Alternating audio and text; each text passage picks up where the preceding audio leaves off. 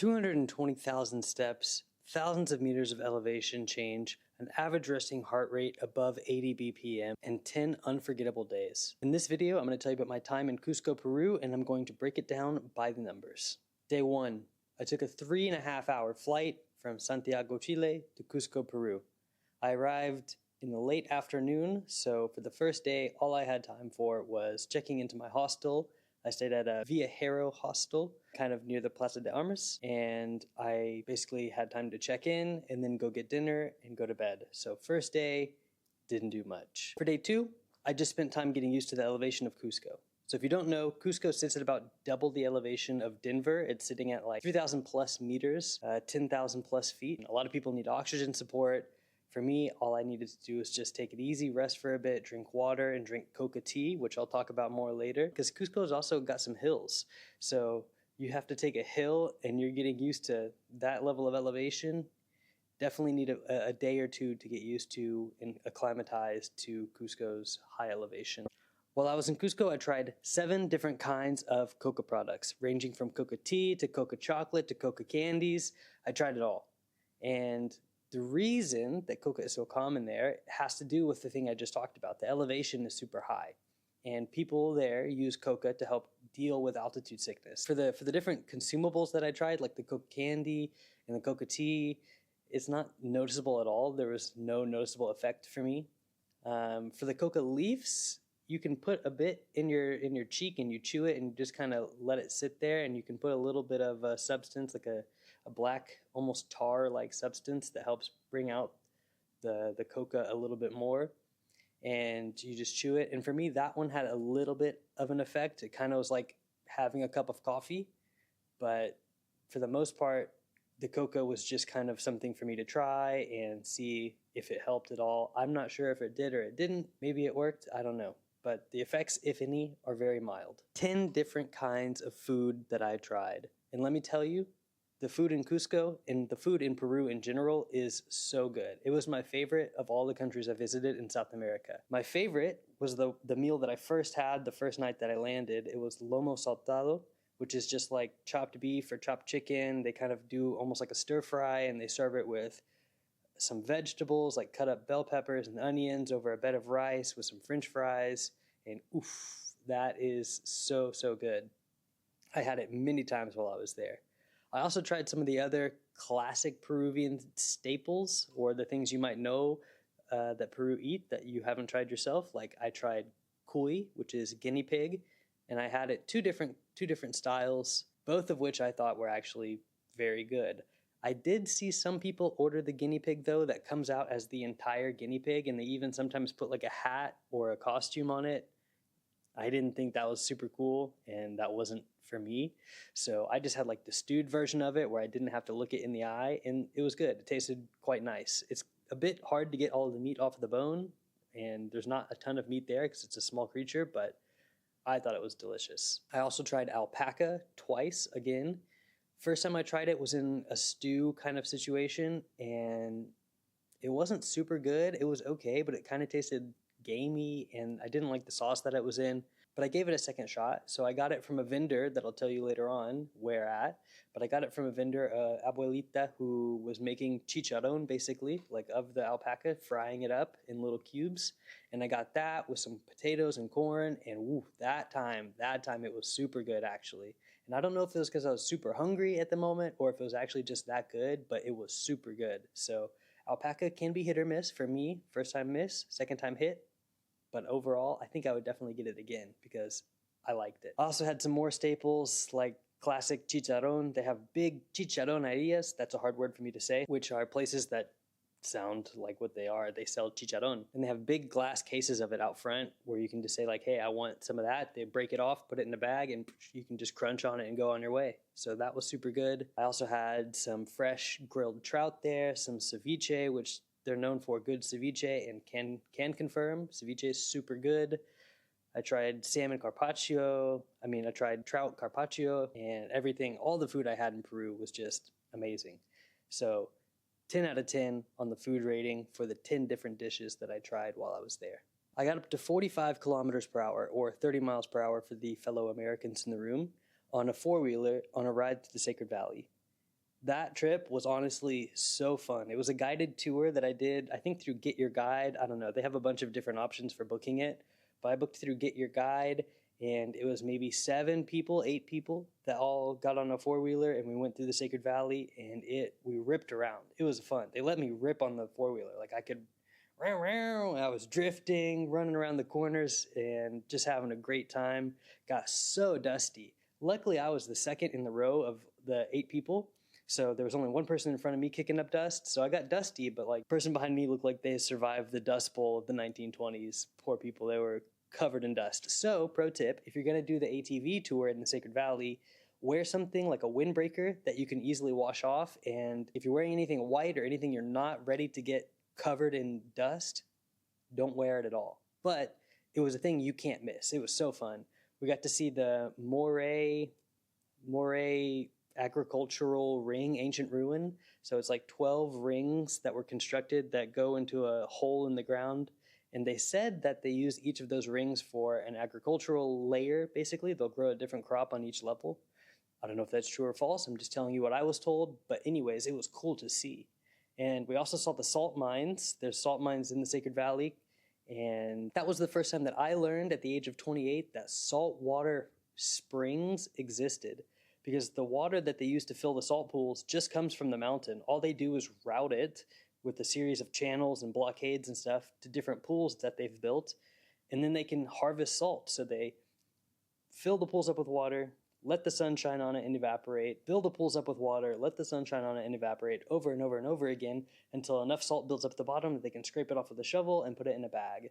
So that was cool to see, and I can't believe that I didn't know saltwater springs existed, just coming straight out of the mountain. I visited a total of 12 ancient ruins in the Cusco area, from a place where they mummified people or did autopsies way back in the day, to ancient bathing grounds where they have showers that are actually still running right now with running water today, to a giant maze-like fortress that was built out of red bricks and confusing for anyone who was trying to invade that area, to, of course, Machu Picchu itself. All of which I really enjoyed seeing. So shared across the different historical sites, you'll see a number of common features, like the stonework is something the Incans are really known for carving stones and placing them together without any mortar. They fit so well. They build a wall that can withstand earthquakes, and they're well renowned for being fantastic stone workers, masonry people, without having to use mortar. So the stones just stay. You'll also see that they're famous for their agricultural practices. They have a lot of terraced structures where they used to grow different crops, where they'd grow corn and potatoes, which there are many different species of, which I learned while I was there. There's like thousands of both of those items combined. One time, I got hit by a bus. And I'm not joking, but it wasn't really a hard hit. But we should know that in Cusco, the streets are a little bit chaotic. I was crossing at a crosswalk area, so I'm going when it's my turn to go. You know, the stoplights are for the other cars, so I don't have to worry about crossing there. But a bus, was turning like a turn right on red kind of situation to go onto the street. And I'm minding my business walking there thinking, yeah, the bus surely sees me. And they did see me. They were looking at me the whole time and did not bother to slow down. I'm trying to hustle across the street and it just bumps into me. So be careful if you're walking on the streets there, because you might get hit by a bus like me. Luckily, I'm able to tell the tale and walk away from it just fine. But yeah, keep your head on a swivel there, because you don't know what the drivers are going to do. A maximum altitude reached of 5,200 meters. This was my trip to Rainbow Mountain, which ended up being kind of like a car simulator experience. You know, you're just sitting in a car. It's a 3-hour ride there and a 3-hour ride back. And I don't know how long we were hiking. I think maybe 3 hours hiking, something like that. So you spend twice the amount of time in a car as you do actually at the site. But I think super worth doing. The mountain landscape there just looks so different to anywhere else I've been. They have a lot of minerals in the dirt because of glaciers that have sadly melted away from there, but they've left behind traces of minerals that change the color of the dirt. That's why the Rainbow Mountain looks like a rainbow, for example. And it creates this really interesting, different, otherworldly landscape that you're surrounded by when you're walking through the valleys or you're walking on the mountain peaks there. I will say that this hike was very difficult. However, they have two options if you are less physically able or if you're simply lazy. One of them is take a horse. There'll be people that you see coming by you on the trail all the time that say, caballo, caballo amigo, para su vida, like horse for your life, you know, because you're struggling out there trying to get any oxygen you can, huffing.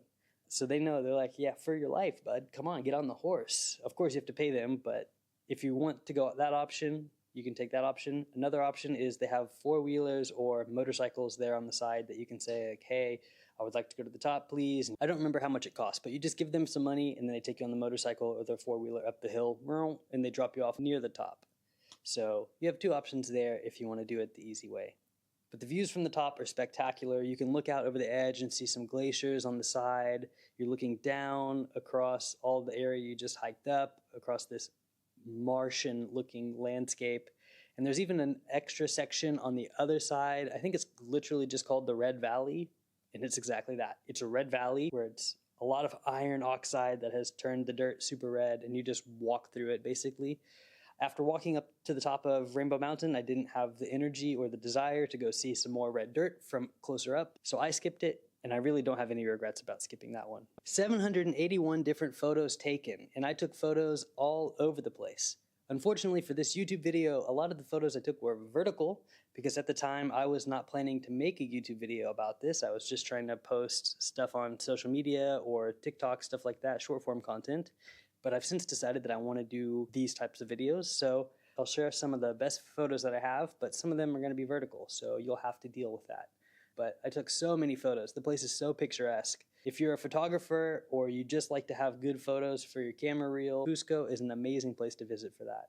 I have a bonus thing that I took pictures of, which I think is so random, but I have to talk about it here, is the car scene in Cusco and kind of in Peru in general, but I really noticed it first in Cusco. They have like kind of old beat up cars that they've modified and added stickers to and added bumper straps and all kinds of stuff too that just kind of make it fun.